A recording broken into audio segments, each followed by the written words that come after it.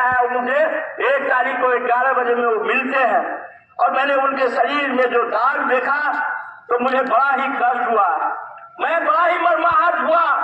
और मैंने पूछा कि आपको ऐसी घटना क्यों घटी? तो मोटरसाइकिल की जांच के नाम पर उस आदमी को इस तरह से वो चल दिया था और ये इतना बेरहमी से 1 बार पिटाई करता है, 2 बार करता है, जगह जगह जाकर के पिटाई भी किया और मानसिक टॉर्चर भी किया। वो बात जब मैंने यहाँ के जो तत्कालीन प्रशिक्षु डीएसपी थे, मैंने उनसे टेलीफोन करके 11:30 बजे में बात किया कि डीएसपी बड़ा बाबू, अभी तो आप बड़ा बाबू के प्रभार में हैं, 10 दिन 15 दिन के बाद में आप डीएसपी हो जाएंगे। इस तरह की घटनाएं घटी है फिरोज जी के साथ, उसको आप जांच करवाइए। उन्होंने साफ शब्दों में कहा कि नहीं घटना नहीं घटी है, उसको भेज दीजिए पेटिशन लेकर के। हम कल नहीं, इसको बड़ी पिटाई लगी है, मैं देख रहा हूँ, इनके शरीर का लग्गी मैं देखा हूँ। तो कहा नहीं उसको वो झूठ बोलता है। मुझे कष्ट हुआ तो मैंने कहा इनसे, फिर फिरोज जी से कहा कि फिरोज जी ये तो साफ डिनाई कर रहे हैं, क्या मामला है तो कहिए। तो कहा कि वही पीटा है। जब कहा कि प्रशिक्षु ने पीटा है तो मुझे अपार कष्ट हुआ। एक प्रशिक्षु डीएसपी आते हैं थाना प्रभारी के रूप में प्रशिक्षण लेने के लिए, और प्रशिक्षु है, उनका नाम भी है प्रशिक्षु।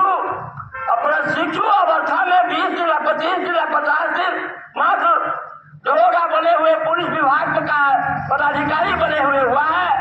और उसका ये रोग, जो रोग कभी अंग्रेज के जमाने में भी नहीं था, ये हो जाएगा।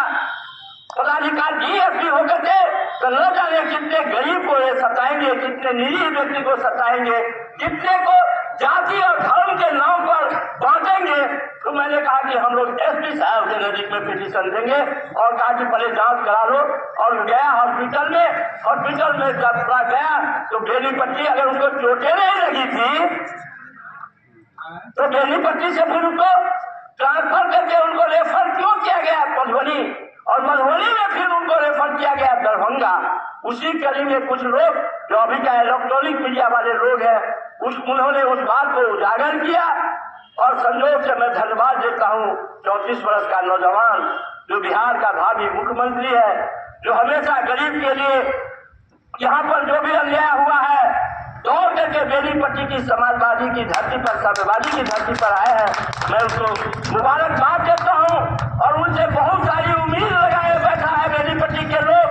जो मोहम्मदपुर की घटना हुई थी उसने भी दौड़ करके आया था, और कटैया की घटना हुई तो वहां भी दौड़ करके आया था। इसलिए समझने की जरूरत है। जो लड़का कुछ आदमी आके बोल रहे थे, हमारे साथी जो बोलते हैं हिंदू मुसलमान की बात, अरे भैया तुम्हारे पार्टी का था बासुकीनाथ झा, अमोल झा जी यहाँ है, राजेंद्र कामत जी है।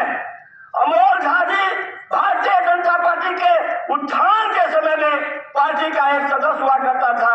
हम लोग उनको मजाक में कुछ बात भी करते थे, लेकिन जब उनकी भतीजा की पिटाई हुई, उनके भतीजा बहुत गरीब आदमी है, बासुकी जी के भतीजा गाय भैंस चला करके जब गुजारा कर रहा था वहीं पर 112 नंबर की गाड़ियां आती है और वो 112 नंबर के साथ एक लड़का से कुछ बोला, लड़का ने जवाब दिया और पता नहीं क्या सोच करके इतनी उसकी पिटाई की। तो हम लोग को जब मालूम हुआ, राजेंद्र कामत अमोल झा जी ने कहा, हम दौड़ करके गए, रामेश्वर मंडल भी वहां थे, जैसे ऐसे घटना घटी है। मैं गया था बसैठ, और बसैठ में जाकर के उसको हम लोग घेर घार किए, और घेरने के बाद अब बासुकीनाथ जी कहा कि मैं बीजेपी में नहीं रहूंगा, मैं राष्ट्रीय जनता दल में रहूंगा। क्या सोचना कि पानी के लड़का के साथ जो घटना घटी वो क्या मुसलमान था? एक धनोरा गांव की जो घटना घटी वो क्या मुसलमान था? ये मन पर लोगों को आप बढ़ाते रहोगे, जाति और धर्म के नाम पर बढ़ाते रहोगे, तो ये देश तुम्हारा, ये देश ये गोरसे का देश नहीं है। ये देश है भीमराव अम्बेडकर साहब का देश, ये देश है पूज्य पिता महात्मा गांधी का देश, ये देश है गरीब लोगों का देश। जितना अधिकार तुम्हारा है उतना ही अधिकार मेरा है, उतना ही अधिकार एक गरीब का है। इसलिए मैं पदाधिकारीगण से कहना चाहता हूँ कि भाई राम जी ने अभी 13 लेकर के आपके ब्लॉक पर आपसे संबंधित मांगों को रखा है। और हम लोग का एक मांग, प्रशिक्षु डीएसपी को अविलंब बर्खास्त करो। वो आदमी उस लायक नहीं है जिस लायक समझते हो। वो आदमी उस लायक नहीं है जो पुलिसिया, जो हमारे कानून की रक्षा करे, जुर्म और अन्याय को रोके, कहीं पर कोई हमला हो, हमारा आतंकवादी आवे, हमारा ये जो शराब पी पी करके लोग दौड़ा रहे हैं और शराबी को दौड़ करके हमारे पुलिस के लोग, साथी लोग उनको लाइन से चला जाए, क्या हम लोग नहीं देख रहे?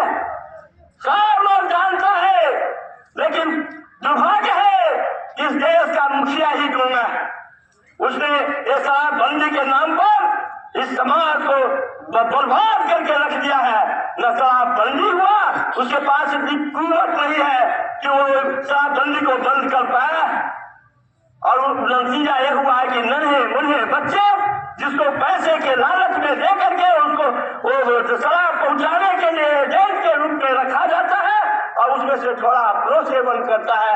आज हमारे गांव का संस्कार, जहां पढ़ने लिखने का वातावरण बन रहा था, लालू यादव चरवाहा विद्यालय, कई विद्यालय खोल करके और शिक्षक, अच्छे अच्छे शिक्षक को भारतीय की आपने पंचायत स्तर पर आज भी वही शिक्षक विद्यालय को, शिक्षा विभाग को चला रहा है। आज भी वही आदमी शिक्षा विभाग को, हिंदू बिहार की गरिमा को बढ़ाए हुए है। आज उसको वो गांव का लड़का होगा, जो मेधावी लड़का होगा, जो नाम जिसको मार्क्स ज्यादा आया होगा, वही चयन था। और उसकी एक कमिटियां थी मुखिया के द्वारा, पंचायत प्रमुख के द्वारा, जिला पार्षद जिस समय में शिवशंकर जी और कामेश्वर जी हुआ करते थे, मैं भी संजोग से विधायक था, मैंने देखा था कि उसी में से आता था, उसमें कोई देखा देखी नहीं करता था और हर जात का लोग आता था। वो भी नहीं है कि एक ही जात के लोग आते थे, क्योंकि हम लोग हैं आरक्षणवादी लोग, कहीं परहेज नहीं, गुरेज नहीं।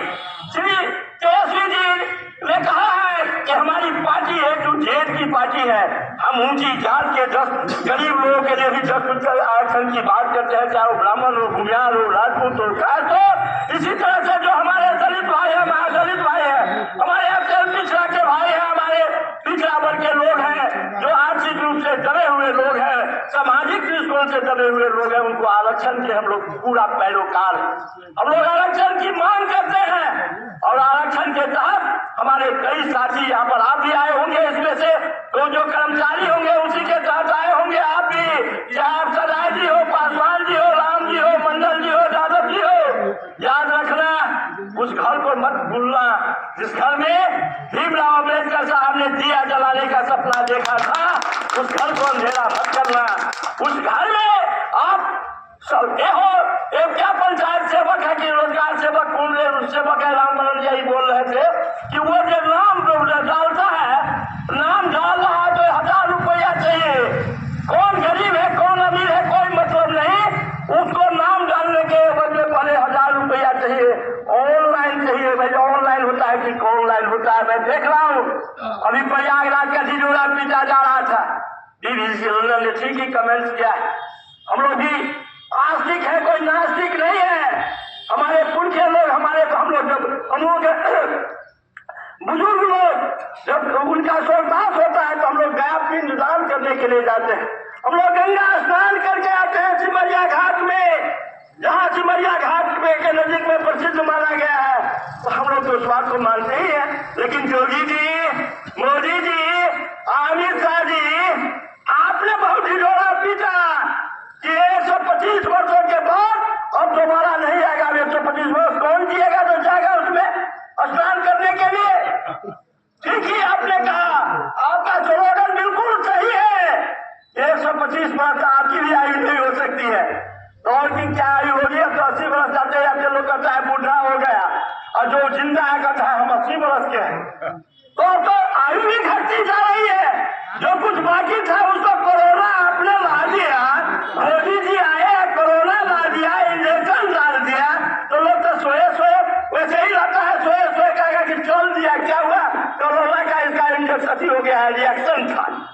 तो अब तो जा रहा है, लेकिन 125 वर्ष में जब आप झिझोरा पीट रहे थे, आपको नीचे और ऊपर दोनों सरकार है, आपके हाथ में ट्रेन है, बस है, आपके हाथ में वायुयान है, आप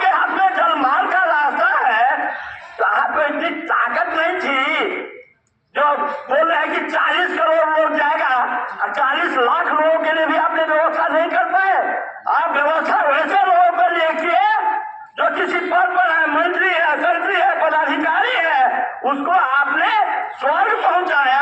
हमारे गरीब भाइयों को, जो गरीब आस्था को लेकर के वहां पर पहुंचा था, उसके देह पर रोदा और आप टुकुट टुकुट ताकते रहे। ये बीजेपी के जो नेता है, उनसे मैं पूछना चाहता हूँ कि बोलते हो हिंदू मुसलमान, तो तुम्हारा हिंदू कहाँ गया? क्यों नहीं तूने कहा मोदी को इस्तीफा दो? क्यों नहीं कहा मोदी को कि तुम हिंदू की रक्षा नहीं कर पा रहे हो?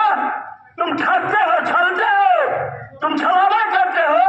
ये बात तो कहने के लिए नहीं आएगा, ब्लॉक में आकर के नहीं बोलेगा कि भाई ब्लॉक में बड़ा लूट का शोध हो रहा है, गरीब लोगों को नहीं पूछा जा रहा है। आप हेल्थ विभाग में, स्वास्थ्य विभाग में नहीं जाओगे, ठीक ही बोल रहे कि वहां पर किस तरह की व्यवस्था होनी चाहिए। अनुमंडल स्वास्थ्य विभाग यहाँ पर जेल का स्थापना मैं जब एमएलए था तो मैंने किया था, वहां पर उस समय में करवाया था। उस समय अब्दुल बारी सिद्दीकी साहब थे भवन निर्माण मंत्री और श्री राबड़ी देवी जी थी मुख्यमंत्री। मैंने कहा कि मेरा जमीन हो गया है, वहां पर करिए, और वो भवन का किए और श्री लालू प्रसाद यादव जी से मंजूरी हम लोग आग्रह करके उनको कहा कि यहाँ पर अनुमंडल स्तरीय हॉस्पिटल दीजिए। उस हॉस्पिटल का तो आज तक आप लोगों ने काया उसको देखा भी नहीं, उसमें भी पक्षपात करते रहते। आपको तो अभी डीएमसीएच दरभंगा का भी हालत आपने ठीक नहीं रखा, डीएमसीएच का ठीक नहीं रखा। कुकुर बच्चे की तरह निजी हॉस्पिटल हो गया है। सरकारी हॉस्पिटल और सरकारी विद्यालय से लोगों का विश्वास टूट चुका है, हट चुका है, लेकिन आप उसकी परवाह नहीं करते हो। कौन करेगा? बोलने वाले थोड़ा संभल करके बोलना। राष्ट्रीय जनता दल के लोग हैं, ठीक ही बोल रहे हैं। साथियों ने, विजय भाई ने कहा ये समाजवादी की धरती है, साम्यवादी की धरती है, तो बुरा हो गया है। हमारे बूढ़े शेर तो वो भी है,